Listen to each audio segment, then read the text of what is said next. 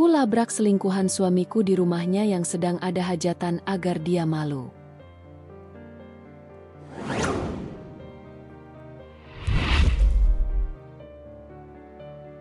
Pagi itu, matahari belum tinggi ketika Rita sudah bangun lebih awal dari biasanya.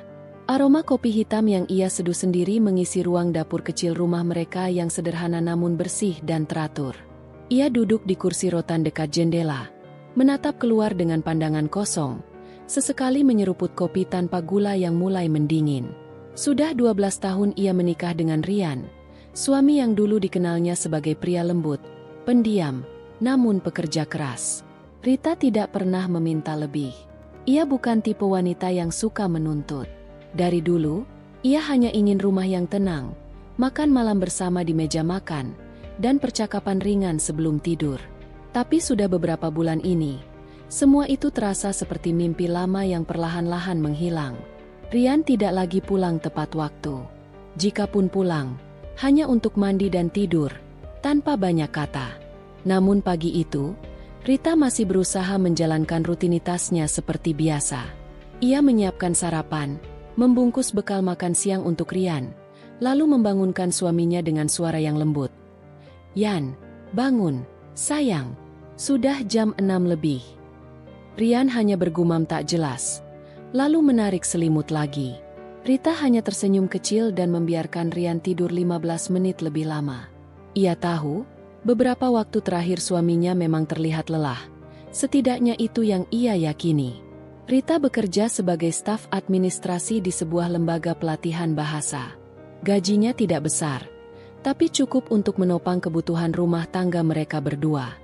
Rian sendiri bekerja sebagai supervisor di perusahaan konstruksi swasta yang sedang berkembang. Gajinya jauh lebih tinggi dari Rita. Namun sejak proyek luar kota yang dijalankan perusahaannya semakin sering, Rian jadi lebih sibuk dan berubah. Pagi itu, seperti biasa, mereka sarapan tanpa banyak bicara.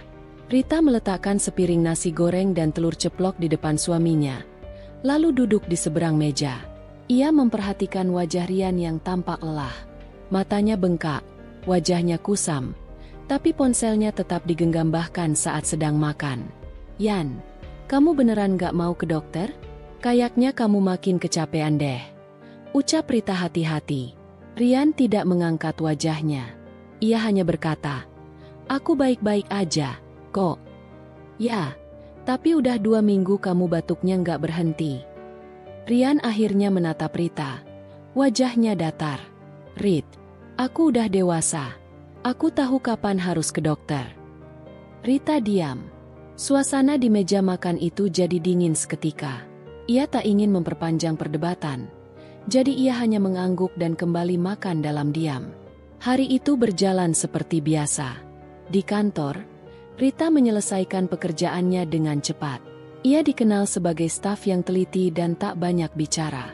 Teman-temannya sering mengatakan bahwa ia terlalu pendiam, terlalu fokus pada pekerjaannya, bahkan kadang terlihat terlalu rapi. Tapi Rita memang begitu. Ia tidak suka membuang energi untuk hal-hal yang tak penting.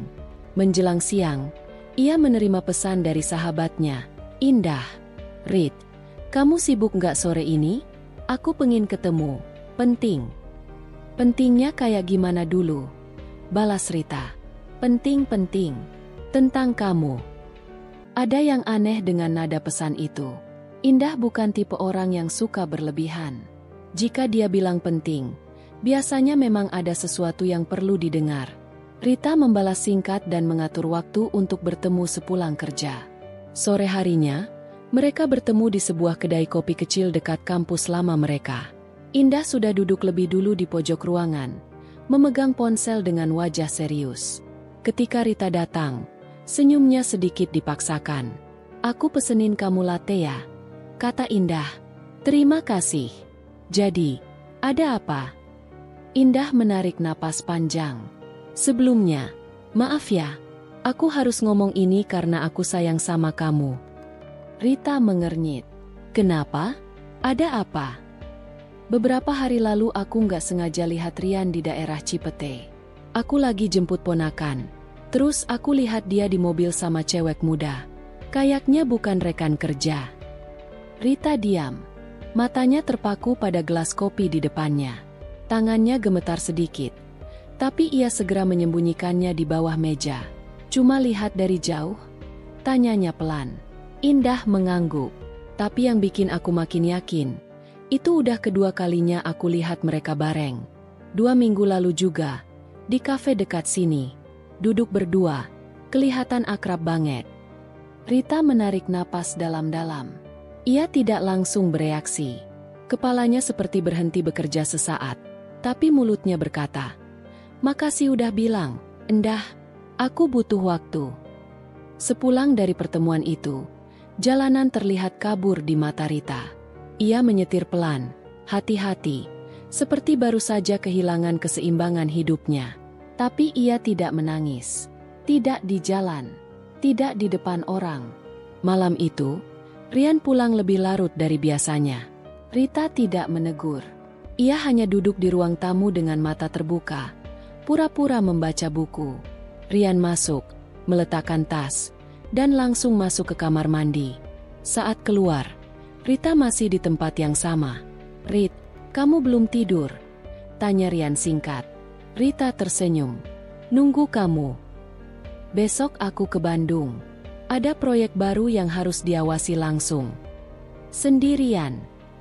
Rian mengangguk sambil membuka lemari. "Iya, sendirian." Rita hanya menjawab, "Hati-hati ya." Saat Rian tidur, Rita tetap terjaga. Ia membuka ponselnya, mencari informasi tentang jasa pelacak lokasi dan investigasi. Bukan karena ia langsung percaya pada ucapan Indah, tapi firasat di hatinya sudah terlalu lama berteriak. Dan malam itu, untuk pertama kalinya dalam hidupnya, Rita merasa rumah yang dibangunnya selama belasan tahun mulai terasa asing. Ia tidak tahu lagi siapa yang sebenarnya tidur di sebelahnya. Namun ia tidak meledak. Ia hanya diam, dan itu jauh lebih berbahaya dari kemarahan. Rita tidak akan melabrak tanpa tahu pasti. Ia tidak akan mengusir suaminya hanya karena desas-desus. Ia ingin tahu segalanya, secara jelas, secara pasti, sampai ke akarnya. Ia ingin tahu siapa perempuan itu, di mana rumahnya, apa pekerjaannya, dan bagaimana caranya bisa merebut Rian tanpa takut dosa. Hatinya memang mulai retak, tapi tidak langsung hancur. Ia masih berdiri, bahkan lebih tegak dari sebelumnya. Dan dari diamnya malam itu, sebuah rencana mulai terbentuk. Hari-hari berikutnya berjalan seperti biasa, setidaknya di permukaan. Rita tetap bangun lebih pagi dari suaminya, tetap menyiapkan sarapan dan bekal, tetap merapikan rumah, dan tetap menjaga dirinya untuk tidak gegabah. Namun, dalam diam, ia mulai menata ulang caranya melihat Rian. Ada yang berubah dan Rita tidak sedang berhalusinasi. Perubahan itu bukan tiba-tiba, melainkan pelan, mengendap, meresap melalui rutinitas harian yang selama ini terasa begitu wajar. Perubahan kecil, seperti cara Rian kini lebih banyak menghabiskan waktu di kamar mandi sambil membawa ponsel, atau bagaimana ia terkadang pergi pagi-pagi sekali tanpa sarapan dengan alasan meeting dadakan. Suatu pagi, Rita melihat Rian sedang tersenyum kecil di depan layar ponselnya. Pria itu duduk di ruang tamu, mengenakan kaos hitam dan celana training, tampak santai. Saat Rita masuk dengan membawa 2 cangkir teh, Rian buru-buru mengunci layar ponsel dan menyembunyikannya di bawah bantal sofa. "Ini tehnya," ucap Rita, meletakkan 1 cangkir di meja. Matanya menatap sejenak ke arah bantal tempat ponsel tadi diselipkan. "Oh, makasih," jawab Rian cepat, tapi nadanya gugup. Rita duduk, tidak berkata apa-apa lagi. Ia menyeruput tehnya sambil menatap televisi yang menyala tanpa suara. Rian mengikuti, dan dalam beberapa menit suasana menjadi sangat sunyi. Saat itulah Rita tahu, ada yang sedang disembunyikan. Di tempat kerjanya, Rita mulai membuka laptop pribadi dan mencatat setiap perubahan perilaku Rian. Ia membuat daftar, jam pulang yang tidak konsisten, alasan-alasan kerja yang terdengar sama namun waktunya berbeda, hingga cara Rian mulai menolak disentuh. Dulu, Rian bukan tipe yang romantis, tapi ia tidak pernah keberatan jika Rita menggenggam tangannya saat menyeberang jalan, atau mencium pipinya sebelum berangkat kerja. Kini, Setiap sentuhan terasa seperti beban. Seolah tubuh Rian memberi sinyal tak kasat mata. Jangan ganggu aku. Indah, sahabat Rita, juga makin sering mengirim pesan. Bukan dengan berita baru, tapi sekadar bertanya, "Kamu baik-baik aja?" Rita selalu menjawab singkat, "Aku baik, belum saatnya." Sampai suatu siang, Rita secara tak sengaja bertemu dengan salah satu rekan kerja Rian di sebuah minimarket. Namanya Pak Arman, pria parubaya yang pernah datang ke rumah mereka saat perayaan ulang tahun pernikahan ke-6. Mereka saling menyapa dengan sopan. "Kabar Rian gimana, Bu Rita?" tanya Pak Arman sambil memilih air mineral. "Baik, Pak. Lagi sering keluar kota katanya. Banyak proyek." Pak Arman tampak berpikir sejenak. "Oh ya? Soalnya kemarin saya kira beliau masih di Jakarta. Saya lihat dia di mall sama, mungkin saya salah orang." Rita mengerutkan kening. "Di mall mana, Pak?" "Di Kemang Village. Hari Sabtu kemarin. Saya kira dia bareng Bu Rita. Tapi mungkin saya salah lihat." "Ya." Rita tersenyum sopan, meski jantungnya seperti dipukul keras dari dalam. Ia mengangguk sebentar, lalu pamit dengan alasan sedang buru-buru. Di dalam mobil, ia menggenggam setir dengan tangan yang mulai berkeringat. Hari Sabtu lalu, Rian bilang sedang dinas ke Bandung.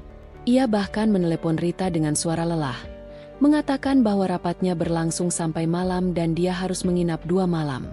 Rita tidak menaruh curiga karena selama ini Rian memang sering keluar kota. Tapi jika Pak Arman benar, itu berarti Rian telah berbohong. Malam itu, Rita tidak tidur. Ia membuka laptop, mencari tahu cara menyalin data dari ponsel seseorang ke laptop secara diam-diam.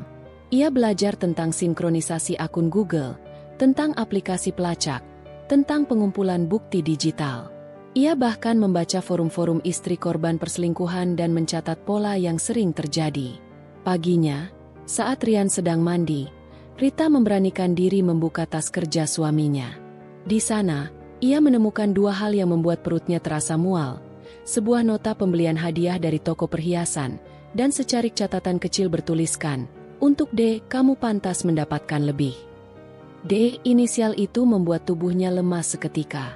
Ia mencoba berpikir rasional. D bisa berarti siapa saja. Tapi ia tahu, tidak ada seorang pun dalam hidup Rian yang bernama dengan inisial D. Kecuali jika orang itu bukan bagian dari hidup mereka sebelumnya. Rita tidak langsung konfrontasi.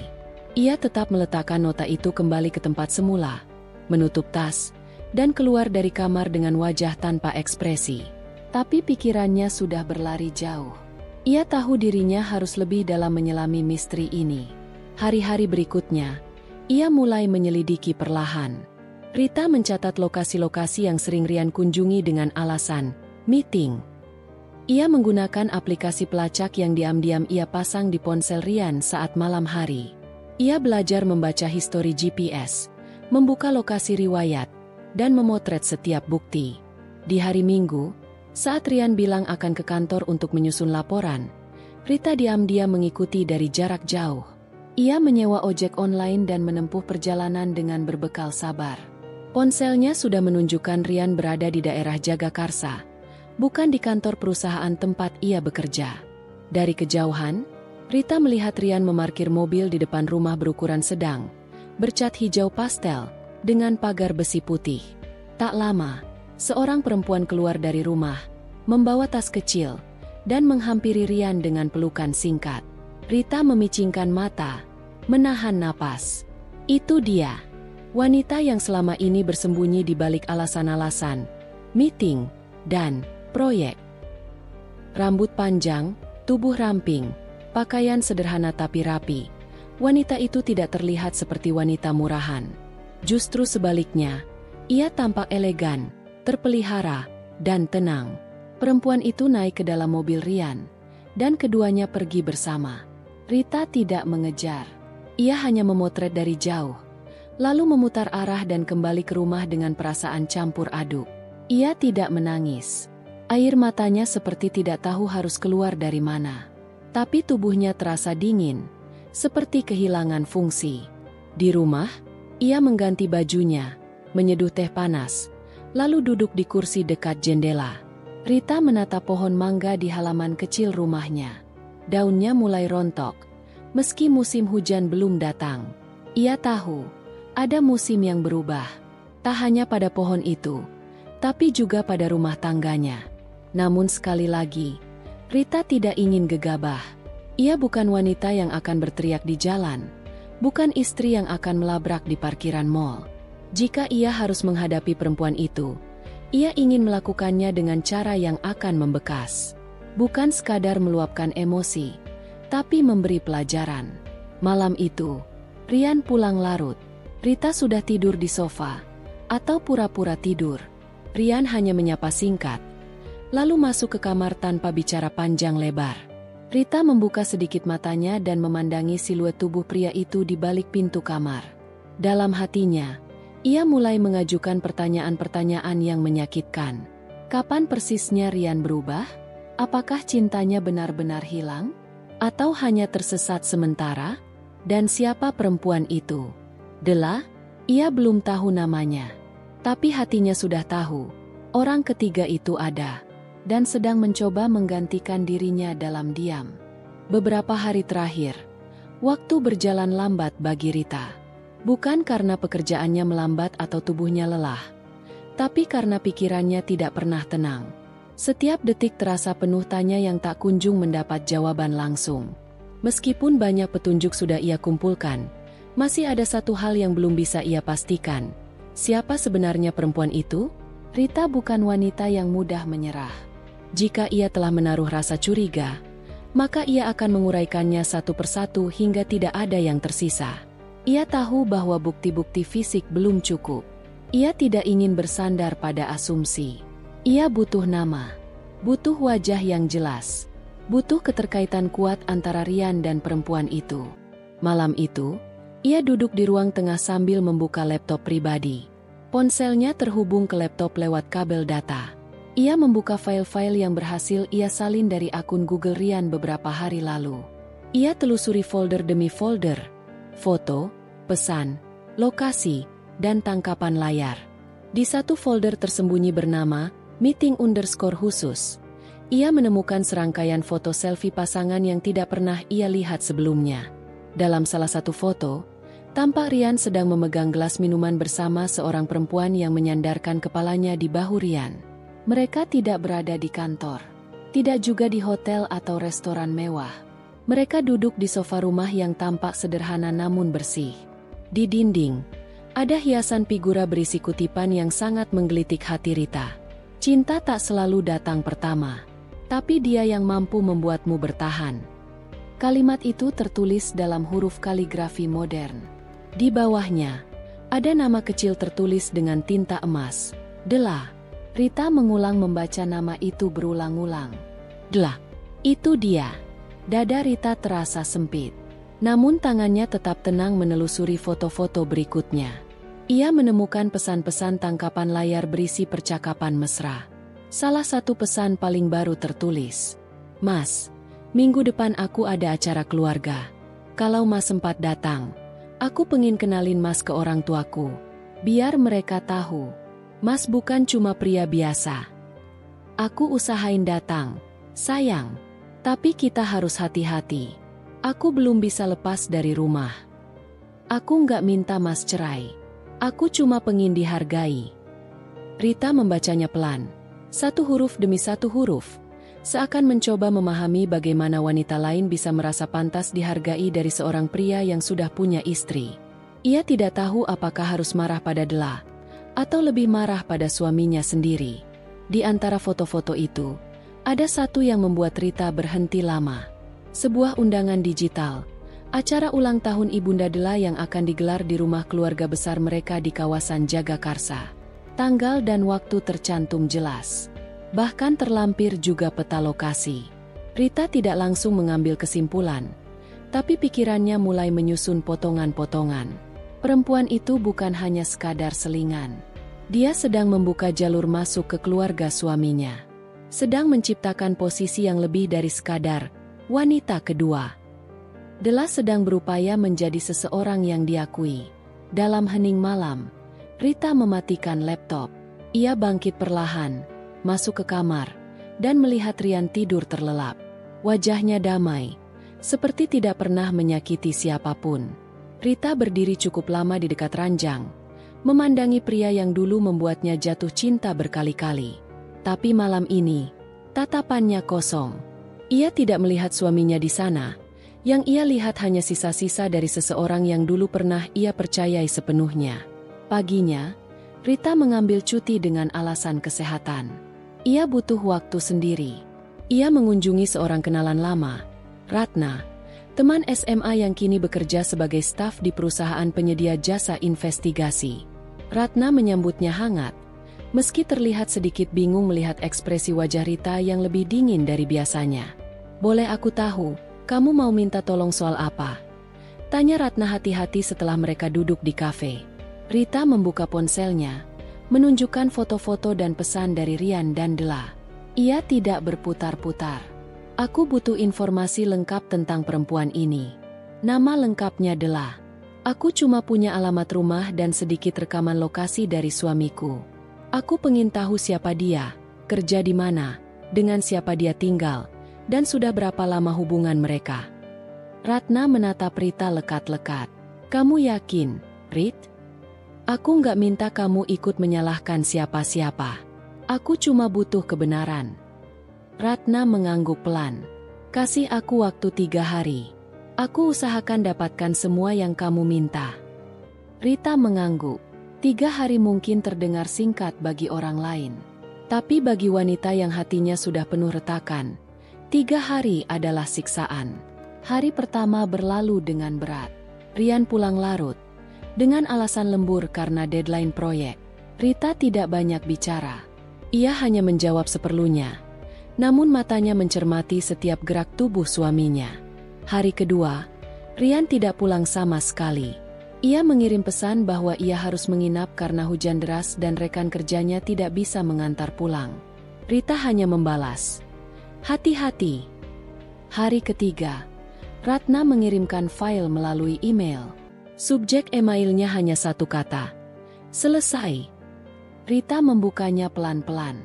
Di dalamnya, terdapat informasi lengkap tentang Dela. Nama, Dela Pramesti. Usia, 27 tahun. Pekerjaan, event organizer freelance. Alamat, Jalan Meranti 4 nomor 9, Jagakarsa. Status, belum menikah. Keluarga, tinggal bersama ibu. Ayah sudah meninggal. Catatan, hubungan dengan Rian diperkirakan sudah berjalan lebih dari 11 bulan. Beberapa tetangga mengira Rian adalah calon suami Dela. Rita membaca bagian terakhir berulang-ulang. Calon suami. Malam itu, Rita duduk di teras rumahnya. Ia tidak lagi merasa perlu menangis. Tangis tidak bisa menyelesaikan apapun. Yang ia butuhkan sekarang hanyalah keberanian untuk menghadapi sesuatu yang selama ini ia hindari. Pikirannya kembali ke undangan yang ia lihat sebelumnya.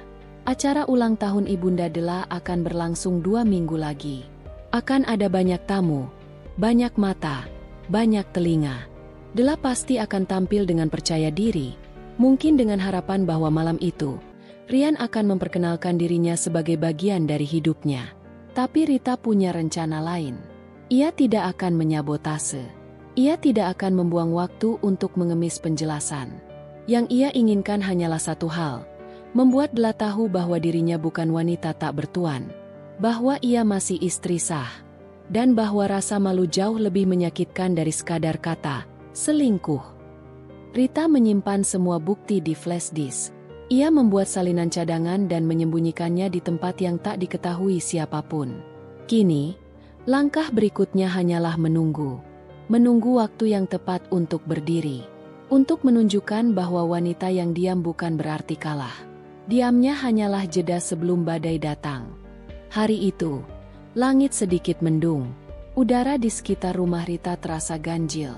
Bukan karena hawa dari cuaca, melainkan dari keheningan Rian yang semakin menjadi. Sudah beberapa hari suaminya pulang larut tanpa alasan yang jelas. Biasanya Rian akan menyapa hangat atau setidaknya mencium kening Rita sambil melepas lelah. Tapi kini yang didapat hanya derap kaki dan aroma parfum baru yang belum pernah dipakai Rian sebelumnya. Rita, duduk sendiri di ruang tengah, mulai menyusun ulang puzzle keganjilan yang sejak lama terasa. Ia bukan tipe perempuan yang gegabah dalam menyimpulkan sesuatu. Tapi hatinya, yang selama ini diam, perlahan menggeliat penuh tanda tanya. Di pangkuannya, laptop sudah terbuka. Ia menyusun daftar semua perubahan sikap Rian selama 3 bulan terakhir. Mulai dari jadwal kerja yang tak lagi tetap, kebiasaan mematikan ponsel saat di rumah, hingga pakaian dalam yang seolah semakin rapi saat hendak berangkat kerja. Dulu, Rita yang biasa menyiapkan semuanya. Kini Rian menolak hal itu, dengan alasan ingin mandiri. Tapi bagi Rita, alasan itu seperti selimut tipis yang mencoba menutup bara. Pikiran Rita terus melanglang. Di ruang makan, bekas sarapan Rian masih utuh. Roti panggang yang gosong sedikit di pinggirnya dan telur dadar yang ia goreng setengah matang. Semua dibiarkan tanpa disentuh. Bahkan secangkir kopi hitam kesukaan Rian yang ia racik setiap pagi hanya menjadi hiasan di atas meja. Hatinya menjerit dalam diam. Namun Rita tahu, ia belum bisa gegabah. Hari itu, Rita memutuskan untuk menghubungi sahabat lamanya, Maya, seorang mantan wartawan yang kini bekerja sebagai penulis lepas. Maya selalu punya intuisi tajam dan cara menyelidik yang membuatnya beberapa kali berhasil membongkar kasus korupsi lokal saat masih di media. Rita tahu, jika ia ingin tahu kebenaran, Maya bisa membantunya. Saat Maya datang ke rumah, ia langsung memeluk Rita erat. "Aku tahu tatapan mata kamu. Kamu lagi mikirin sesuatu yang berat, ya?" ucap Maya, sambil menepuk punggung sahabatnya. Rita mengangguk. Mereka duduk di teras rumah, ditemani 2 gelas es lemon dan angin sore yang berembus lembut. "Aku nggak bisa bilang ini pasti. Tapi, Rian berubah. Dan aku curiga ada orang ketiga." Rita membuka pembicaraan dengan suara nyaris berbisik. Maya tidak langsung bereaksi. Ia mengangkat alis sedikit, lalu meraih ponselnya. "Kamu punya jadwal kerjanya sekarang? Atau akun sosial medianya yang lain?" Rita mengangguk dan menyerahkan catatan yang ia buat. "Aku curiga, dia bohong soal lembur. Bahkan kemarin, saat aku coba ke kantornya diam-diam, katanya Rian sudah pulang dari siang. Tapi dia bilang ke aku baru selesai jam 9 malam. Bisa jadi dia mampir ke tempat lain. Bisa juga bohong sepenuhnya. Tapi aku mau cek dulu aktivitas digitalnya. Kamu punya akses ke akun email atau Google-nya?" Rita sempat ragu, tapi akhirnya mengangguk. Beberapa waktu lalu, ia masih menyimpan akses karena pernah Rian minta tolong untuk login dari laptop rumah. Maya membuka laptop dan mulai melacak riwayat lokasi dari akun Google Rian. Ia mengernyit. "Lihat ini, Rit. 3 hari lalu, dia sempat mampir ke kawasan perumahan Alam Sentosa. 2 jam di sana. Kamu tahu siapa yang tinggal di sana?" Rita menggeleng. Ia bahkan belum pernah mendengar nama perumahan itu. Maya lalu memeriksa lebih lanjut lewat media sosial. Dalam hitungan menit, ia menemukan sesuatu. Ini aneh. Di perumahan itu tinggal seseorang bernama Della Wulandari. Dan dia mutualan dengan Rian di Facebook. Tapi profilnya terkunci. Nggak banyak yang bisa dilihat. Rita merasa perutnya diaduk. Nama Della bukan nama asing. Ia pernah mendengarnya disebut Rian 1 kali. Dulu sekali, saat reuni SMA. Dulu katanya Della itu teman SMA-nya. Tapi cuma disebut sekali. Sejak itu nggak pernah muncul lagi. Maya mencatat semua yang mereka temukan. Ia mengusulkan untuk menyewa jasa detektif digital. Seseorang yang bisa menyelidiki lebih dalam tanpa meninggalkan jejak. Tapi Rita belum siap. Ia masih ingin mencari tahu sendiri sejauh mana semuanya bisa ia tangani. Beberapa hari kemudian, kecurigaan Rita semakin menguat. Kali ini Rian tidak pulang hingga tengah malam. Ponselnya tidak bisa dihubungi. Rita duduk di ruang tengah, mengenakan sweater favoritnya, dan matanya menatap jam dinding yang berdetak lambat. Pukul 2 pagi, Rian baru muncul. Pakaiannya rapi, wajahnya tenang. Namun aromanya seperti seseorang yang baru pulang dari tempat yang bukan kantor. "Aku ketiduran di mobil. Jawab Rian saat Rita tanya kenapa tidak mengangkat telepon. Rita hanya tersenyum, tapi hatinya menjerit. Kamu tidur di mobil pakai parfum sekuat itu? Tanyanya dalam hati. Keesokan harinya, Rita memutuskan mengajak Maya menyelidik ke perumahan Alam Sentosa. Mereka naik mobil dan memarkirkan kendaraan beberapa meter dari rumah yang dituju. Di depan pagar besi bercat putih, berdiri rumah 2 lantai yang cukup mewah. Tampak mobil putih terparkir di garasi. Rita mengenali plat nomornya. Itu mobil yang pernah dipakai Rian saat kantor menyuruhnya mengganti mobil dinas. Maya memotret dari jauh. Itu mobil kantor Rian, kan? Rita mengangguk perlahan. Jantungnya berdetak lebih cepat. Tak lama kemudian, seorang perempuan keluar dari rumah, membawa 2 kantong belanja dan mengenakan daster bermotif bunga. Rambutnya panjang, terikat rapi. Senyum kecil terlihat di wajahnya saat ia menyapa tukang sayur yang lewat. "Dela," gumam Rita. Perempuan itu tak menyadari bahwa 2 pasang mata tengah mengamati dari kejauhan. Tapi Rita merasa tubuhnya mendadak dingin. Seakan semua dugaannya selama ini menemukan bentuk yang nyata. Maya meraih tangan Rita. "Rit, jangan dulu gegabah. Kita kumpulin bukti. Kalau memang benar ada hubungan antara Rian dan Dela, kamu harus siap mental dan strateginya juga." Rita mengangguk. Ia tahu, ini belum saatnya bertindak. Tapi rasa sakit di dadanya mulai mencubit lebih dalam. Ia tidak bisa tidur malam itu. Bayangan Dela dan rumah itu terus muncul di benaknya. Ia memikirkan setiap kenangan dengan Rian, mencari celah di mana semuanya mulai berubah. Besoknya, Rita memberanikan diri mengajak Rian bicara. Mereka duduk di ruang makan, sama-sama menatap piring yang tak tersentuh. Rian terlihat gugup, jarang menatap langsung ke mata istrinya. "Rian, aku cuma mau tanya satu hal. Kamu jujur aja. Siapa Dela Wulandari?" Tanya Rita, tenang, tapi sorot matanya menantang. Rian terdiam beberapa detik. "Dia teman lama." "Kenapa nanya?" "Mobil kantor kamu 2 hari lalu ada di depan rumahnya. Kamu bilang ke aku kamu keluar kota. Tapi lokasi Google kamu bilang lain," ucap Rita, masih dengan nada tenang. Rian membeku. Ia meneguk air putih, lalu berdiri. "Aku capek. Rit, bisa nggak kita bahas ini lain kali?" "Tentu bisa. Tapi sebelum kamu pergi, aku mau kamu tahu, aku bukan perempuan yang bisa dibohongi terlalu lama," ucap Rita sambil menatap tajam. Rian berlalu tanpa kata. Pintu kamar dibanting, menyisakan keheningan yang lebih menyesakkan dari sebelumnya. Malam itu, Rita membuka buku catatannya. Ia menuliskan 1 kalimat di halaman baru. "Aku tidak akan diam. Kalau benar ada perempuan lain, aku akan pastikan dia tahu rasa." Lalu ia menyusun rencana. Ini bukan soal cemburu semata, tapi tentang harga diri, tentang janji yang dulu terucap di depan penghulu, dan tentang sebuah kesetiaan yang mulai dirusak secara diam-diam. Rita tahu, waktunya akan datang. Waktu untuk berdiri tegak dan menunjukkan siapa yang seharusnya malu. Pagi itu, Rita menatap pantulan wajahnya di cermin kamar.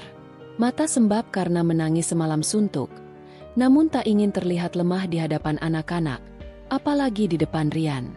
Ia tahu bahwa air mata takkan mengubah kenyataan, tapi ia juga tahu bahwa berpura-pura tak sakit jauh lebih menyakitkan. Hari Minggu biasanya jadi hari untuk keluarga. Namun suasana rumah justru terasa dingin dan jauh dari kehangatan. Rian sudah bangun lebih dulu dan menyibukkan diri di teras sambil bermain ponsel.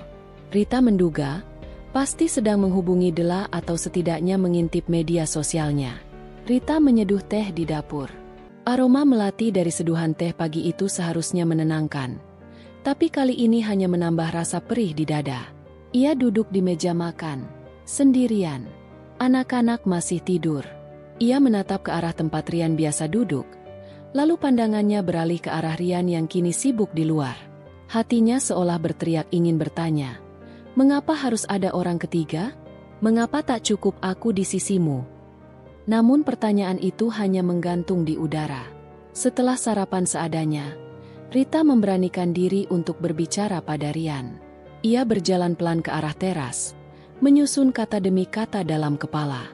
Rian sedang duduk santai, mengenakan celana pendek dan kaos oblong, memegang ponsel dengan satu tangan, sementara tangan lainnya menggoyang-goyangkan gelas kopi. "Ada yang mau aku omongin, Mas," ucap Rita pelan, tapi tegas. Rian mendongak sebentar, lalu kembali ke layar ponselnya. "Apa? Mas masih mau pertahankan rumah tangga ini?" tanya Rita langsung, tanpa basa-basi. Rian menoleh perlahan. Wajahnya berubah. Ia menaruh ponselnya di atas meja. "Maksudmu apa?" Rita menarik napas dalam.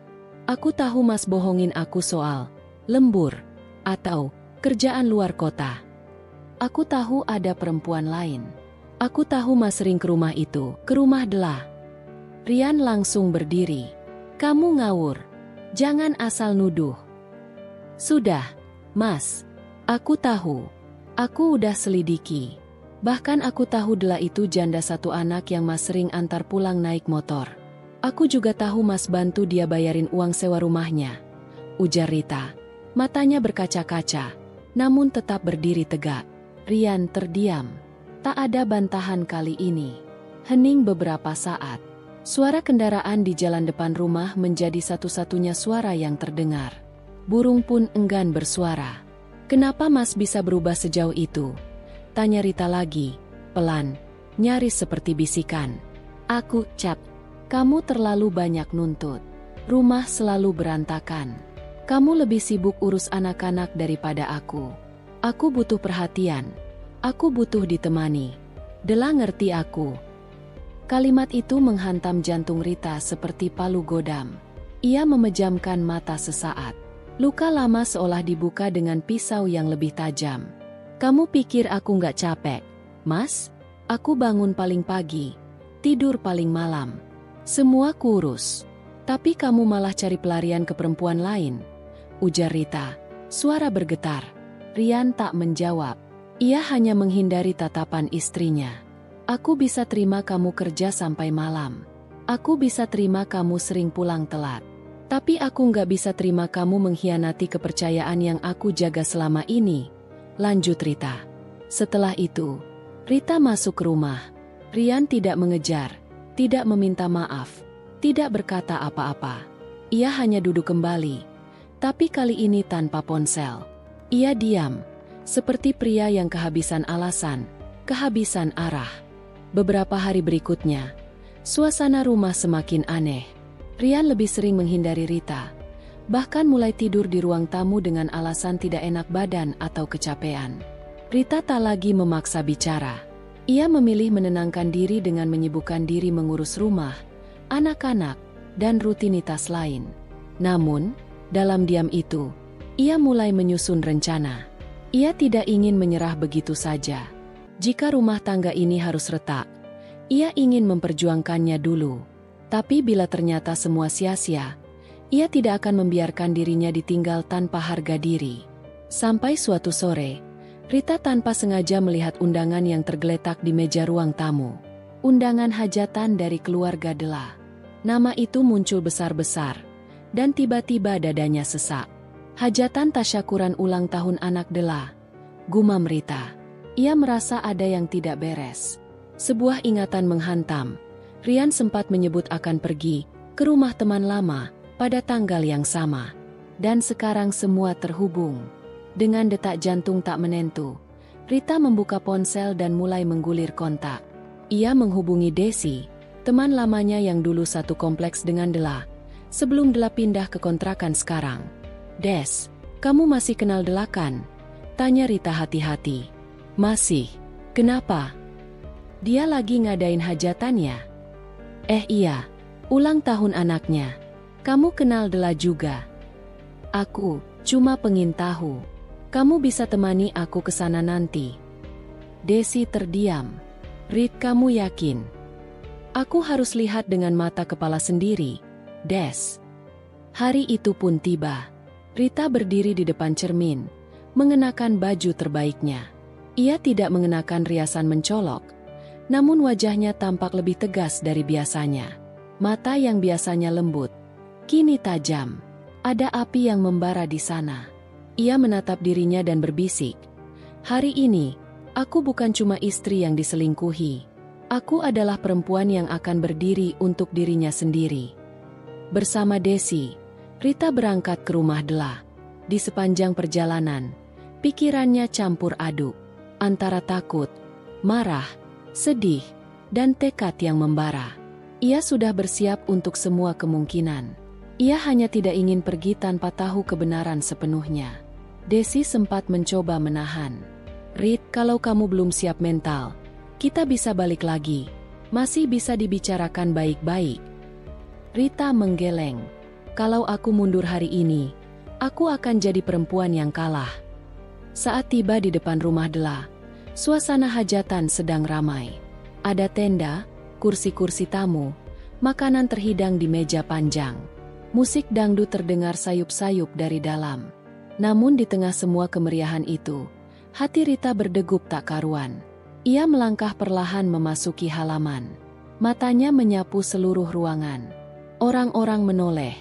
Beberapa tidak mengenalnya. Tapi di pojok ruangan, berdiri dua orang yang ia kenal sangat baik. Rian dan Dela. Dela mengenakan kebaya biru muda. Wajahnya dirias sempurna. Senyumnya lebar. Di sampingnya berdiri Rian, mengenakan batik coklat dengan gaya yang biasa ia pakai saat acara keluarga. Mereka tampak akrab. Terlalu akrab. Langkah Rita tak terhenti.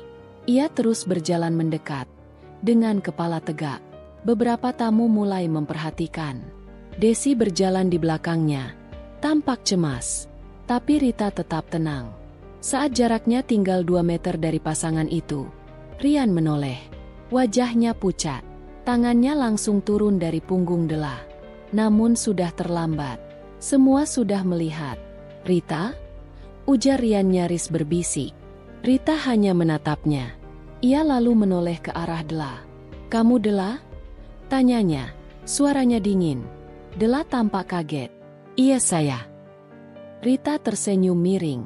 "Aku Rita, istri dari laki-laki yang sedang berdiri di sebelahmu itu." Terdengar suara riuh kecil dari para tamu. Beberapa mulai berbisik-bisik. Wajah Dela berubah.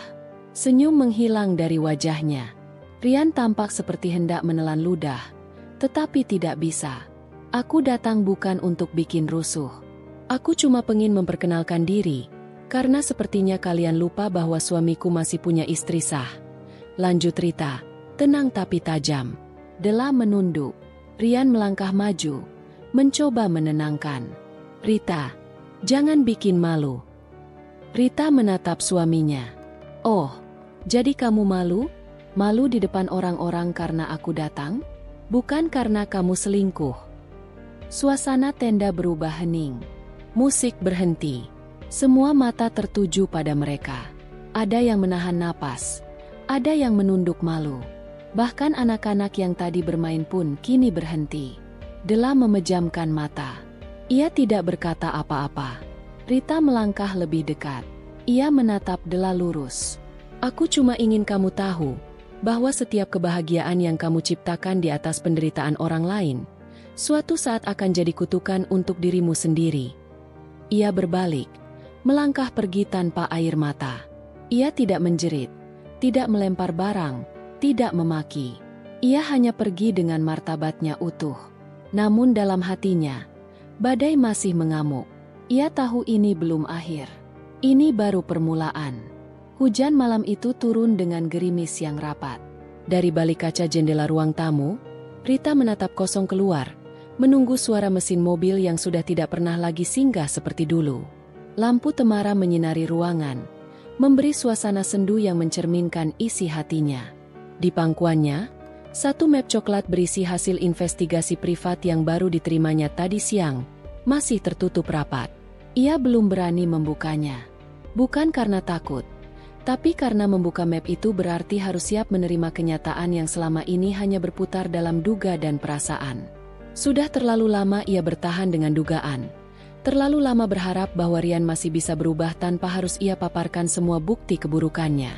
Tapi setelah insiden pembicaraan telepon tersembunyi Rian 2 hari lalu, semua titik pengertian itu mulai memudar. Malam itu, Rumah mereka begitu sepi.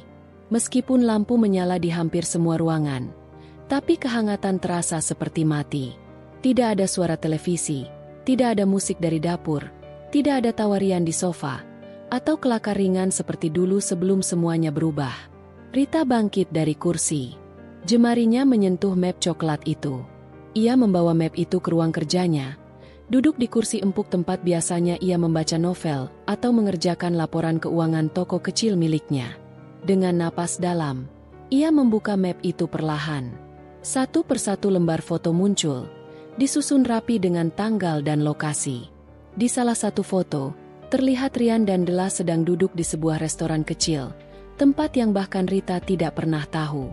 Di foto lain, terlihat Della menjemput Rian dengan mobil.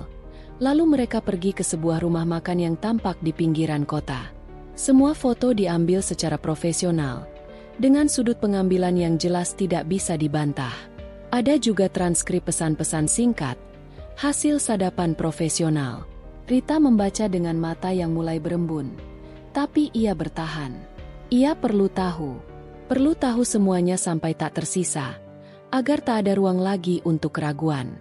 Sayang, nanti malam jadi ke rumah tante. Jadi dong, udah kangen. Jangan lama-lama ya. Aku masak makanan kesukaan kamu. Itu pesan dari Della, dikirim 3 hari yang lalu. Dan jawaban dari Rian. Aku usahain gak dicurigai. Rita akhir-akhir ini udah mulai curiga. Tapi aku bisa atur. Malam ini kita ketemu. Tangannya bergetar. Napasnya tercekat. Matanya panas, bukan hanya karena isinya, tapi karena nama dirinya disebut seolah-olah hanyalah rintangan.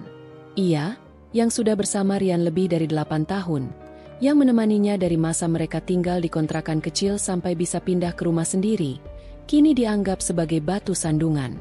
Malam itu Rita menangis, tapi bukan tangis lembek seperti sebelumnya. Tangis itu berat, dalam, dan penuh marah. Ia tidak lagi menangis karena sakit hati, tapi karena menyadari bahwa dirinya terlalu lama diam. Keesokan harinya, Rita bangun lebih pagi dari biasanya. Tidak ada air mata pagi itu. Tidak ada wajah sembab di depan cermin. Ia memakai baju kerja seperti biasa, bahkan memilih kemeja hijau zamrud yang selama ini disukai Rian. Ia ingin tetap terlihat baik, setidaknya di hadapan dirinya sendiri. Di toko kecil miliknya yang berada tidak jauh dari rumah, Rita menyibukkan diri dengan pembukuan, mengecek stok, menerima pesanan dari pelanggan tetap. Tapi pikirannya tetap melayang pada wajah Della, yang belum pernah ia temui secara langsung. Nama Della baru benar-benar punya wujud setelah laporan investigasi itu dikirim. Dari catatan di laporan, Della tinggal di kompleks perumahan mewah, tidak jauh dari rumah orang tua Rian. Ia perempuan lajang, berusia 2 tahun lebih muda dari Rita. Tidak bekerja tetap, hanya disebutkan punya usaha daring di bidang fashion, meski tak banyak yang tahu jelas keberadaannya. Di hari ketiga setelah ia menerima laporan itu, Rita memutuskan untuk mendatangi rumah Della. Bukan untuk melabrak. Belum. Tapi hanya ingin melihat siapa perempuan itu sebenarnya. Apakah benar sesinis yang ia bayangkan? Apakah benar semanis yang tampak di foto? Ia berangkat siang hari, berpura-pura seperti kurir paket. Ia hanya berdiri di seberang jalan, memandangi rumah Della yang tampak megah, dengan mobil sedan hitam mengilap di garasi. Tak ada aktivitas mencolok di luar rumah, tapi dari jendela lantai 2, terlihat siluet perempuan yang sedang bercermin. Rita menatapnya dengan tatapan kosong, lalu berbalik pulang. Ia masih belum tahu apa yang akan ia lakukan. Namun pada malam harinya, semua menjadi jelas. Rian pulang terlambat. Lebih dari pukul 11. Ia masuk rumah dengan langkah pelan, seperti berusaha tidak membangunkan orang. Tapi Rita tidak tidur. Ia duduk di meja makan, dengan 2 cangkir teh dan sepiring kecil kue kering. Baru pulang? Tanya Rita pelan. Rian tampak terkejut. Iya, lembur tadi. Ada meeting dadakan. Lembur atau ketemu Della? Rian membeku. Suara itu lembut, tapi tegas. Tidak ada nada marah, hanya ketenangan yang terlalu menusuk. Apa maksudmu? Rian mencoba menghindar. Rita menyodorkan map coklat itu ke atas meja. Aku nggak akan mengulang 2 kali. Lihat sendiri. Rian membuka map itu dengan tangan bergetar. Ia hanya melihat satu foto sebelum langsung menutup map tersebut kembali.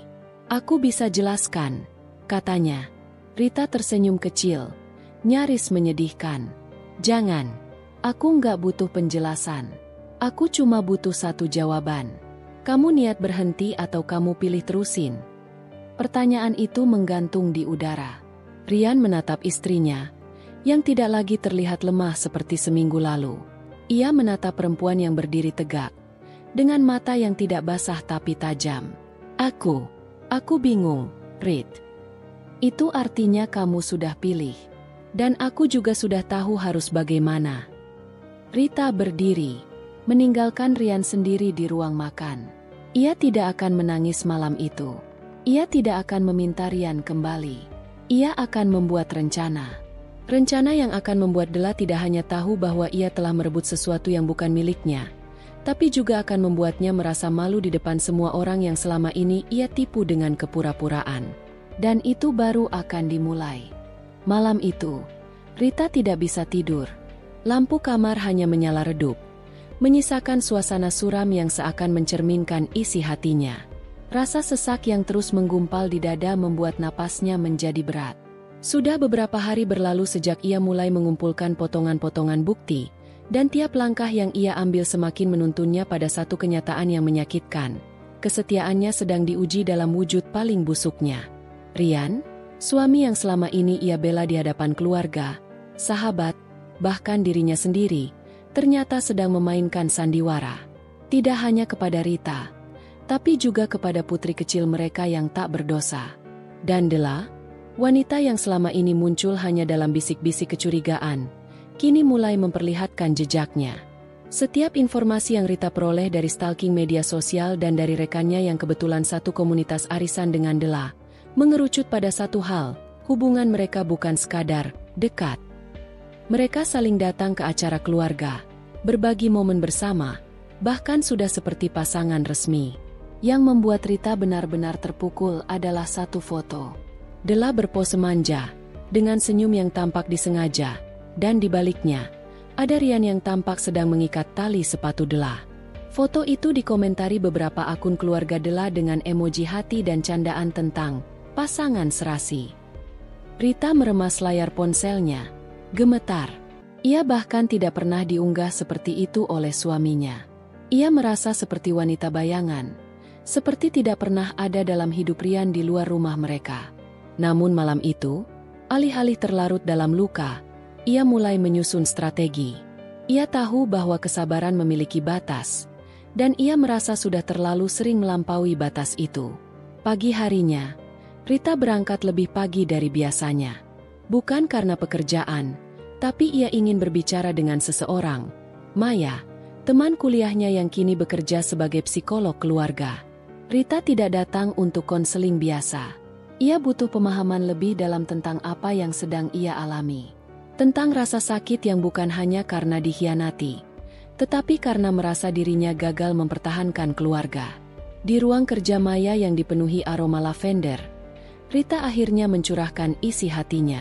Ia menceritakan semuanya, tanpa menyisakan satu detil pun. Dari awal kecurigaan, sikap Rian yang berubah, hingga keberadaan Della yang kian mencolok.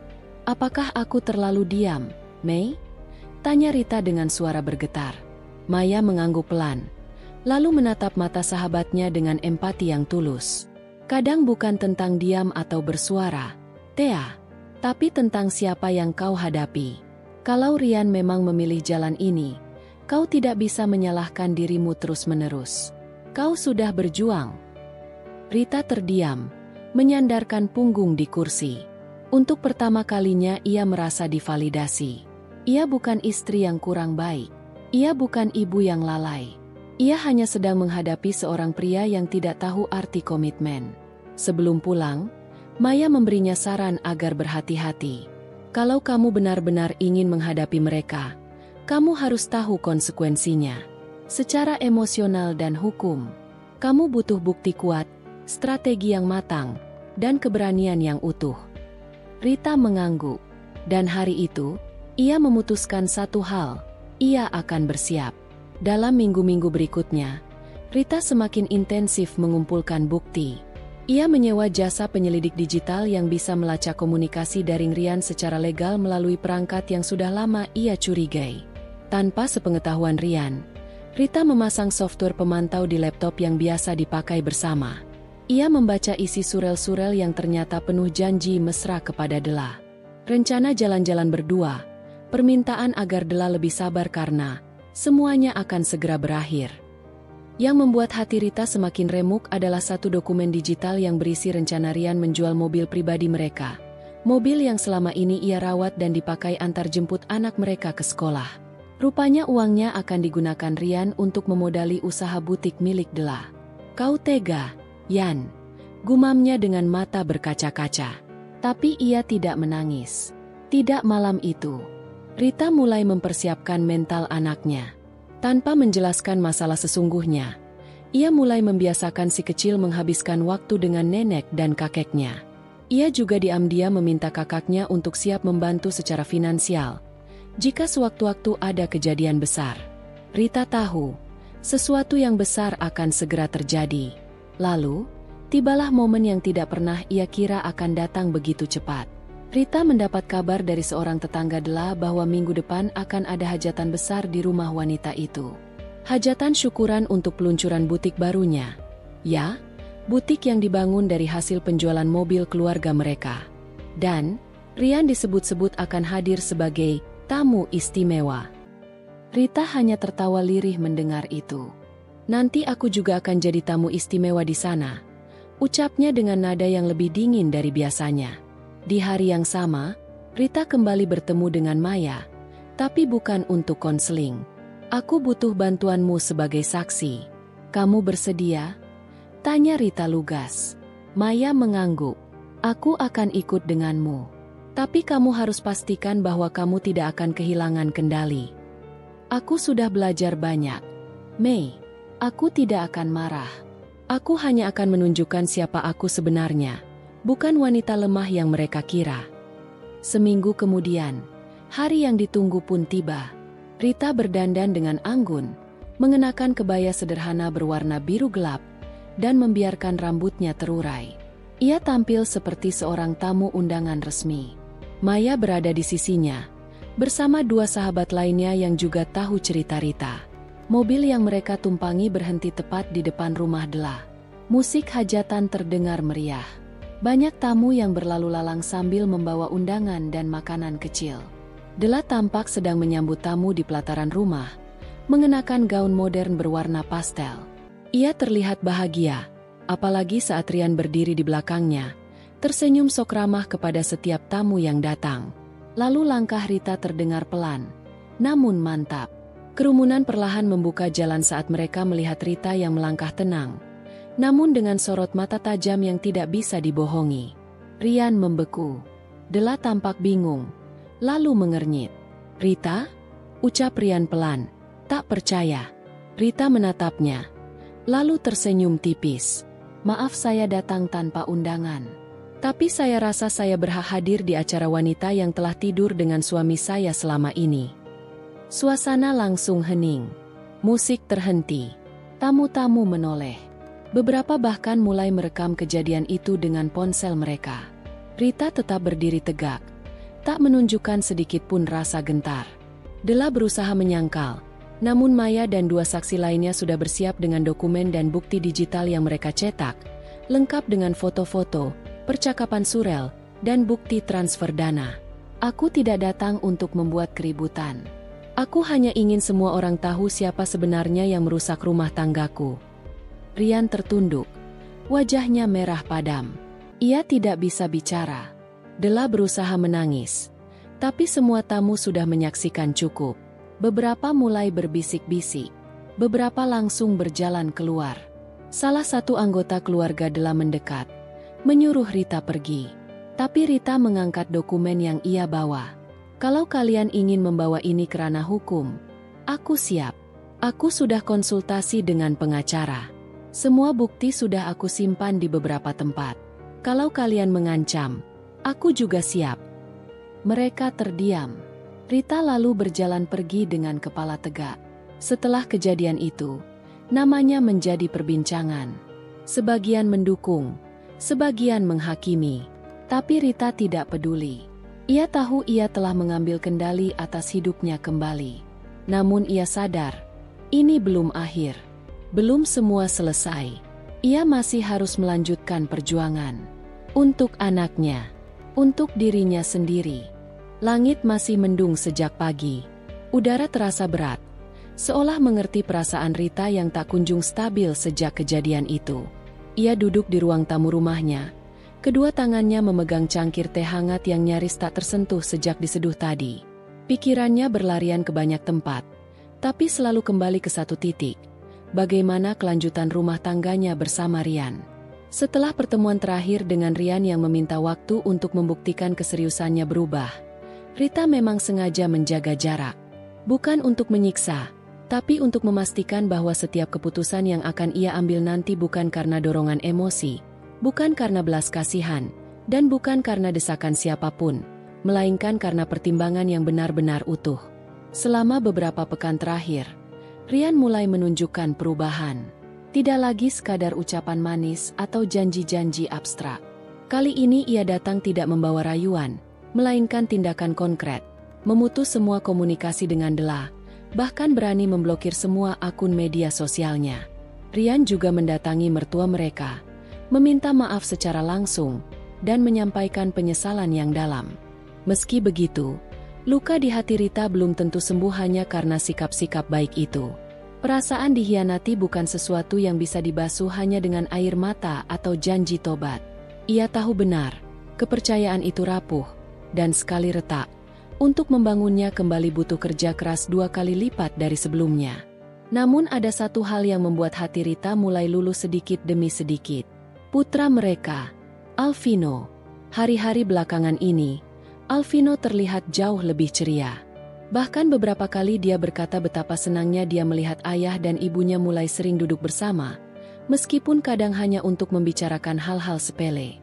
Anak kecil itu, dengan polosnya, mengatakan, "Aku suka lihat mama senyum kalau ayah datang." Kata-kata sederhana itu menyentuh sisi terdalam hati Rita. Bukan berarti ia akan langsung menerima Rian kembali, tapi ia mulai membuka ruang untuk melihat kembali segala kemungkinan. Suatu siang, ketika matahari mulai menyengat dan suasana pasar cukup ramai, Rita memutuskan pergi ke toko bahan kue. Ia sedang berencana membuat kue ulang tahun untuk Alvino yang akan berusia 5 tahun minggu depan. Saat sedang membolak-balik daftar belanja, seorang perempuan mendekatinya dari arah belakang. Rita menoleh pelan, dan hampir saja ia tak percaya dengan siapa yang berdiri di hadapannya. Dela. Tapi ada yang berbeda dari Dela kali ini. Tidak ada riasan mencolok, tidak ada senyum sinis, tidak ada gaya sok percaya diri seperti biasanya. Dela datang dengan wajah pucat, mata sembab, dan langkah yang ragu-ragu. "Aku hanya ingin bicara sebentar, Bu Rita," ujar Dela lirih, hampir seperti orang kehilangan suara. Rita diam sejenak. Ada dua sisi dalam dirinya yang bertarung.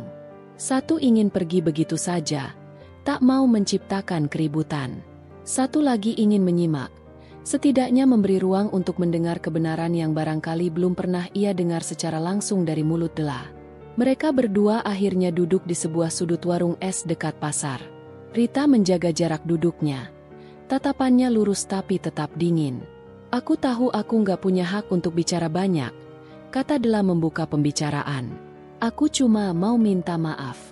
Bukan karena aku ingin kelihatan baik, tapi karena memang aku sadar sudah menghancurkan hidup orang lain.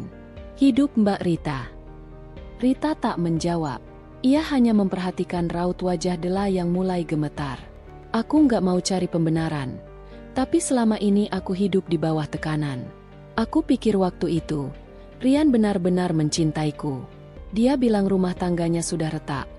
Dia bilang cuma bertahan demi anak. Aku percaya. Aku bodoh. Iya. Tapi bukan berarti aku nggak menyesal. Kalau kamu tahu dia masih punya istri dan anak, kenapa terus dilanjutkan?" Rita akhirnya bicara. Suaranya tenang, tapi setiap katanya mengandung tekanan. Aku terlalu terlena, terlalu takut kehilangan dia saat itu, ujar Della dengan suara menurun. Tapi setelah dia benar-benar pergi dan memilih kembali ke Mbak, aku sadar, semua ini salah. Bahkan aku sendiri sekarang gak bisa tidur tenang. Aku diusir dari rumah. Orang tua malu. Hidupku hancur. Rita menatap Della lebih lama, namun tak lagi dengan amarah membara. Yang ada hanya rasa lega, bahwa semua kebusukan itu pada akhirnya menampakkan konsekuensinya sendiri. Aku gak datang untuk minta dikasihani. Aku cuma mau bilang bahwa Mbak Rita berhak bahagia. Jangan takut ambil keputusan yang bikin Mbak tenang. Aku sudah kehilangan semuanya. Tapi Mbak masih punya keluarga, anak yang manis, dan suami yang, entah apa dia masih pantas. Tapi dia terlihat benar-benar ingin berubah. Ucapan itu seperti penutup yang tak disangka-sangka. Della pamit tanpa menunggu jawaban. Ia berjalan menjauh, meninggalkan Rita yang termenung cukup lama. Malamnya, Rita duduk bersama Rian di beranda. Mereka tak banyak bicara. Angin malam membawa aroma tanah basah setelah hujan. Langit terlihat bersih, seolah menyiratkan tanda-tanda perubahan yang baik. Rian menatap Rita dalam-dalam. Aku gak minta kamu untuk langsung percaya lagi, ucapnya dengan lirih. Tapi aku ingin kamu tahu, aku gak akan menyerah untuk memperbaiki semua ini. Aku akan terus berusaha, walaupun butuh waktu lama. Rita menghela napas panjang. Kamu tahu, kepercayaan itu bukan kayak pintu yang bisa dibuka dengan kunci minta maaf. Tapi kalau kamu memang bersungguh-sungguh, buktikan. Jangan karena kamu takut kehilangan, tapi karena kamu benar-benar mau berubah. Rian mengangguk perlahan. Di matanya, ada harapan kecil yang mulai tumbuh. Ia tahu perjalanan ini masih panjang, tapi paling tidak, dia sudah tidak sendiri. Ada Rita yang mulai membuka sedikit celah di hatinya, dan ada Alvino yang tak pernah berhenti mencintai kedua orang tuanya dengan tulus. Dan malam itu, untuk pertama kalinya dalam waktu yang lama, Rita tersenyum meski hanya tipis. Sebuah senyuman yang bukan karena Rian membujuk atau memohon, tapi karena dirinya sendiri mulai merasa layak untuk memberi kesempatan baru. Pagi itu matahari baru saja naik ketika Rita duduk di sudut meja makan dengan segelas teh manis yang sudah mulai dingin. Sejak malam sebelumnya, pikirannya terus bergulat. Satu sisi ingin melupakan semuanya dan kembali menjalani hidup dengan damai demi anak-anak. Tapi sisi lainnya membisikkan bahwa keadilan belum ditegakkan. Luka itu terlalu dalam untuk ditutup begitu saja. Harga dirinya telah diinjak-injak. Bukan hanya sebagai istri, tapi sebagai seorang perempuan. Rian belum pulang sejak ributan terakhir. Terakhir ia mendengar kabar, Rian masih tinggal di rumah ibunya setelah diminta meninggalkan rumah oleh Rita sendiri. Tapi tidak ada satupun permintaan maaf. Bahkan sekadar pesan menanyakan anak-anak pun tidak. Seolah semua ini bukan kesalahannya. Seolah Rita adalah biang kerok dari segala kekacauan. Sementara itu, dari beberapa kerabat yang diam-diam masih berkomunikasi dengan Rita, tersiar kabar bahwa keluarga Della akan mengadakan hajatan besar dalam waktu dekat. Hajatan 7 bulan kehamilan kakaknya yang konon akan digelar cukup mewah dan dihadiri oleh banyak tamu dari berbagai kalangan. Rita diam-diam mencari tahu kebenarannya, dan ternyata informasi itu benar. Hajatan itu akan dilaksanakan di rumah keluarga Della minggu depan, di kampung sebelah. Pesta itu cukup terbuka, karena di lingkungan mereka, tradisi masih kental. Hajatan semacam itu biasa dihadiri warga kampung secara massal. Duduk di depan meja rias, Rita memandang wajahnya sendiri di cermin. Ada sisa-sisa lelah yang tak bisa ditutupi bahkan oleh bedak tebal. Tapi sorot matanya tak lagi sama. Kini ia tak lagi rapuh. Di balik ketenangannya, ada bara yang menyala. Hari berganti. Rita mulai mempersiapkan diri. Ia tak pernah menyangka bahwa keputusannya untuk datang ke hajatan itu akan menjadi titik balik dalam hidupnya. Bukan karena ingin membuat keributan, tapi karena dia ingin menunjukkan bahwa harga diri perempuan bukan untuk diinjak-injak. Seminggu kemudian, pagi hari yang ditunggu pun tiba. Rita berdandan rapi, mengenakan kebaya berwarna hijau zamrud yang selama ini hanya disimpannya untuk acara penting. Ia menguncir rambutnya rapi dan memakai perhiasan sederhana. Di tangannya, Ia membawa sebuah undangan yang diberikan oleh tetangganya, sebagai alasan sah untuk datang jika ada yang bertanya. Ia berangkat sendiri, tidak membawa anak-anak, tidak juga mengajak keluarga. Ini adalah urusannya, dan ia tak ingin menyeret siapapun dalam langkah ini. Di sepanjang jalan menuju rumah keluarga Dela, jantungnya berdetak tak karuan, tapi langkah kakinya mantap. Ia sudah siap menghadapi apapun. Suasana di rumah keluarga Dela sudah meriah. Tenda besar berdiri kokoh di halaman, dihiasi balon dan bunga plastik. Orang-orang berjejer mengambil makanan. Musik dangdut terdengar dari speaker besar di sudut halaman, dan beberapa wanita sibuk mengobrol di bawah pohon mangga besar. Rita melangkah masuk dengan kepala tegak. Beberapa tamu menoleh. Ada yang mengenalinya, ada juga yang bertanya-tanya siapa wanita cantik dengan tatapan tajam itu. Ia tidak peduli. Tujuannya jelas. Tak butuh waktu lama hingga matanya menangkap sosok yang ia cari. Dela, perempuan yang telah merusak rumah tangganya. Ia mengenakan gaun merah menyala, tertawa lebar sambil menyapa para tamu. Di sampingnya berdiri Rian, mengenakan batik biru, tampak begitu nyaman. Darah Rita mendidih, tapi wajahnya tetap datar. Ia berjalan perlahan, menyusuri kerumunan, hingga tiba tepat di depan mereka. Rian terkejut begitu menyadari kehadirannya. Matanya membelalak. Dela pun kaku. Senyumnya hilang dalam sekejap. "Permisi," ucap Rita. Cukup lantang hingga beberapa tamu di sekitar mereka ikut menoleh. Tak ada yang menjawab. Beberapa detik berlalu dalam keheningan. "Aku hanya ingin bertemu dengan perempuan yang tega merebut suami orang lain, di depan keluarganya sendiri. Aku rasa ini waktu yang tepat." Beberapa orang mulai berbisik. Beberapa lainnya tampak bingung. Bahkan terlihat keluarga Dela yang mulai mendekat untuk melihat keributan kecil ini. Rian melangkah maju, mencoba menenangkan. "Rita, tolong jangan buat keributan di sini." Rita menoleh padanya, tajam. "Keributan? Kau menyebut ini keributan, Rian? Kau pikir selama ini aku diam karena lemah?" Dela mencoba tersenyum dan menengahi, tapi Rita mengangkat tangannya. "Kau diam dulu, Dela. Biarkan aku menyelesaikan ini. Kau tahu aku istri Sahrian. Kau tahu kami punya anak. Kau tahu kami masih tinggal serumah waktu kau mulai tidur dengannya. Tapi kau tetap teruskan. Sekarang kau berdiri di sini, di tengah pesta, seolah tak ada yang salah dengan semua yang kau lakukan." Beberapa tamu mulai merekam. Wajah Dela memucat. Ia menoleh ke keluarganya, berharap ada yang membelanya, tapi banyak dari mereka mulai mundur. Beberapa bahkan berpura-pura tak melihat. "Kalau kau merasa benar, Dela, jawab pertanyaanku. Apa rasanya jadi perusak rumah tangga orang? Apa rasanya merayakan sesuatu yang kau bangun dari tangisan dan pengkhianatan?" Dela tak menjawab. Matanya berair, tapi tak ada satupun kata keluar dari mulutnya. "Aku tidak datang untuk berkelahi.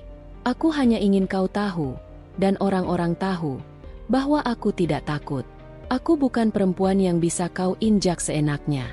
Dan aku akan pastikan, semua orang di sini tahu siapa kau sebenarnya." Suasana hening.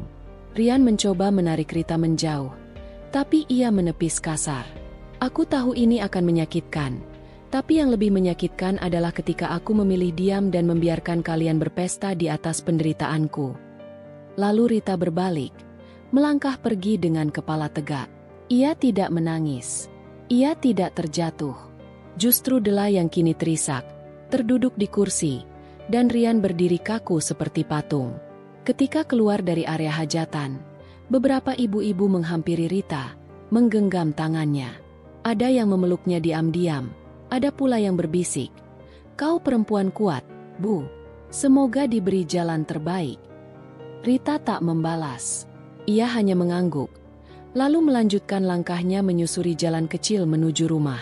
Langit masih biru, dan matahari mulai meninggi. Tapi dalam hatinya, untuk pertama kali dalam waktu lama, ada kelegaan yang perlahan mengusir luka. Bukan karena balas dendam, tapi karena ia akhirnya bersuara. Dan suara itu bergema di tempat yang tepat. Suara azan maghrib berkumandang dari kejauhan saat Rita memutar kunci pintu rumah yang baru saja ditinggalkan oleh Rian pagi tadi. Sepi. Sunyi. Tak ada tanda-tanda suaminya pulang atau pernah kembali. Ia duduk di ruang tamu yang seolah kehilangan nyawanya sejak segala kepura-puraan runtuh. Sudah 3 hari berlalu sejak pertemuan terakhirnya dengan Dela di hajatan itu. Meski banyak orang menganggap ia telah melakukan tindakan ceroboh, memalukan, bahkan terlalu berani sebagai seorang istri, namun Rita tak menyesal. Ia sudah muak menjadi wanita yang hanya diam dan terus memaafkan tanpa ada kejelasan. Handphonenya berbunyi. Sebuah pesan masuk dari nomor tak dikenal. Kamu pikir kamu menang karena berhasil melabrak waktu itu? Kamu hanya mempermalukan dirimu sendiri. Rian tetap akan datang ke aku. Mau sampai kapan kamu pura-pura kuat? Rita tak membalas. Ia diam beberapa saat, menatap layar dengan tangan mengepal. Jelas itu pesan dari Dela. Bukan hanya keberanian yang terpancar dari isi pesannya, tapi juga rasa tidak puas. Seolah Dela belum selesai menyakiti hatinya. Ia berdiri dan menuju kamar. Diambilnya kotak berisi berkas-berkas lama, termasuk buku nikah, fotokopi KTP, akta kelahiran anak, dan surat-surat penting lainnya. Rita duduk di lantai kamar, menyusun satu persatu dokumen di hadapannya. Ia merasa saatnya sudah hampir tiba. Semua harus dipersiapkan jika kelak ia harus mengambil keputusan yang tidak bisa dibatalkan. Pintu rumah diketuk beberapa kali. Rita, ini aku, Mita. Suara sahabatnya terdengar dari luar. Rita membuka pintu dan melihat Mita berdiri dengan kantong belanjaan berisi makanan. Aku tahu kamu gak bakal sempat masak, ucap Mita sambil masuk tanpa menunggu dipersilakan. Aku bawa sayur asem, ayam goreng, sama sambal terasi kesukaanmu. Rita tersenyum lemah. Kamu selalu tahu kapan aku butuh ditemani. Mita menaruh kantong di dapur, lalu kembali duduk di dekat Rita. Matanya menangkap berkas-berkas yang berserakan. Kamu yakin? Tanya Mita pelan. Aku belum sepenuhnya, tapi aku sedang menuju ke sana. Kalau dia tak kembali juga setelah semua ini, buat apa aku bertahan sendirian dalam pernikahan yang sudah retak? Mita menatapnya dengan pandangan dalam. Aku kenal kamu Rita. Kamu bukan orang yang mudah menyerah. Tapi jangan terlalu keras sama dirimu sendiri. Kamu punya hak untuk bahagia. Malam itu mereka makan bersama, berbincang tentang masa lalu, tentang momen-momen lucu di awal pernikahan Rita dan Rian. Namun, semua percakapan itu tak mampu sepenuhnya menutupi luka yang menganga. Bahkan tawa pun terasa getir. Beberapa hari kemudian, sebuah surat pengunduran diri datang dari Rian melalui email. Dikirim ke kantor Rita, disalin ke manajemen, dan ditujukan ke bagian HR. Rita terpaku membaca email itu di ruang kerjanya. Bukan karena kehilangan sebagai atasan, tapi karena ia tahu Rian benar-benar menjauh. Bahkan dari pekerjaannya sendiri. Pukul 10 malam, Rita memutuskan untuk menelepon orang yang selama ini ia hindari, Ibu Rian. Bu, saya tahu ini sudah sangat terlambat. Tapi saya ingin bertanya, apakah Rian menghubungi Ibu? Tanyanya setelah berbasa-basi. Dia sempat ke rumah 2 malam lalu. Tapi cuma sebentar. Katanya lagi banyak pikiran. Saya tanya tentang kamu. Dia cuma diam. Kamu sendiri apa kabar, nak? Suara sang ibu terdengar lelah, namun tulus. Rita menghela napas panjang. Saya masih berusaha kuat, Bu. Mau ibu bantu apa? Rita terdiam. Pertanyaan itu menggelitik sisi paling rapuhnya. Apa ibu tahu apa sebenarnya yang Rian cari? Kenapa dia berubah? Ibu Rian terdiam lama, lalu berkata pelan. Mungkin karena dia tak pernah belajar bersyukur. Dulu waktu kecil, dia sering iri sama sepupunya. Apa yang mereka punya, selalu ingin dia miliki. Dan setelah dapat, dia bosan. Sayangnya, sifat itu terbawa sampai sekarang. Penjelasan itu mengendap dalam hati Rita. Ia tahu benar bahwa apa yang diucapkan mertuanya itu ada benarnya. Rian, seolah tidak pernah bisa merasa cukup. Bahkan dengan cinta sebesar apapun yang sudah ia curahkan. Malam itu Rita kembali tak bisa tidur. Ia berjalan ke dapur, menuangkan air hangat, lalu kembali duduk di meja makan yang kini selalu terasa terlalu besar. Di atas meja, handphonenya kembali berbunyi. Nomor tidak dikenal. Halo? Suaranya berat. Rian. Rita. Aku tahu aku pengecut. Tapi aku ingin bicara. Kata-kata itu membuat detak jantung Rita bertambah cepat. Kamu di mana sekarang? Aku di rumah kontrakan lama. Yang dulu pernah kita survei sebelum beli rumah yang sekarang. Aku nggak tahu harus kemana. Rita tak tahu harus merasa iba atau marah. Namun ia tahu, inilah saatnya bicara dari hati ke hati. Aku akan datang. Tunggu di sana. Ia tak memberitahu Mita, tak menyalakan mobil, dan memilih naik ojek agar lebih cepat. Begitu tiba di depan rumah kontrakan yang remang-remang itu, ia melihat Rian duduk di lantai beranda, mengenakan jaket lusuh, rambut acak-acakan, dan wajah yang jauh dari pria rapi yang dulu selalu tampil sempurna. Rita mendekat, berdiri di hadapannya tanpa berkata sepatah pun. Rian mendongak. Aku hancur, Rit. Dan kamu pikir aku baik-baik saja? Balasnya pelan namun tajam. Rian menunduk. Aku takut kembali padamu. Aku malu. Aku nggak layak. Rita duduk di sebelahnya, menatap ke arah jalan yang gelap. Kamu tahu, kamu bisa saja kembali saat itu. Setelah aku tahu semuanya. Tapi kamu memilih pergi, meninggalkan luka, lalu bersembunyi. Aku takut kamu benci padaku. Bukan masalah benci atau tidak, tapi tentang tanggung jawab. Kamu lari dari rumah, dari aku, dari dirimu sendiri. Rian terdiam lama, lalu berkata lirih. Dela juga mulai berubah. Dia jadi banyak menuntut. Dia bilang aku harus meninggalkan semua masa laluku. Padahal aku sadar, hidup bersamanya hanya penuh ilusi. Kamu yang nyata, Rit. Kamu yang selalu ada. Rita menghela napas dalam-dalam. Kalau kamu tahu aku nyata, kenapa kamu tinggalkan aku demi bayangan? Malam itu, mereka bicara lebih lama dari sebelumnya. Tidak ada bentakan, tidak ada amarah. Hanya dua manusia yang saling menyadari bahwa mereka pernah saling mencintai, tapi juga saling melukai. Pagi menjelang, udara mulai berubah sejuk. Rita berdiri dan berkata tegas, Rian, aku sudah memaafkan kamu, tapi memaafkan bukan berarti melupakan. Aku tidak akan buru-buru mengambil keputusan. Tapi jika kamu ingin memperbaiki semuanya, kamu harus buktikan. Jangan hanya datang, lalu berharap semua kembali seperti semula. Rian menatapnya. Aku akan coba. Demi kamu. Demi kita. Kalau kamu masih mau percaya. Rita berjalan meninggalkan rumah kontrakan itu, dengan perasaan campur aduk. Entah akan kembali pada Rian atau tidak, satu hal pasti, ia tidak akan pernah menjadi perempuan yang diam lagi.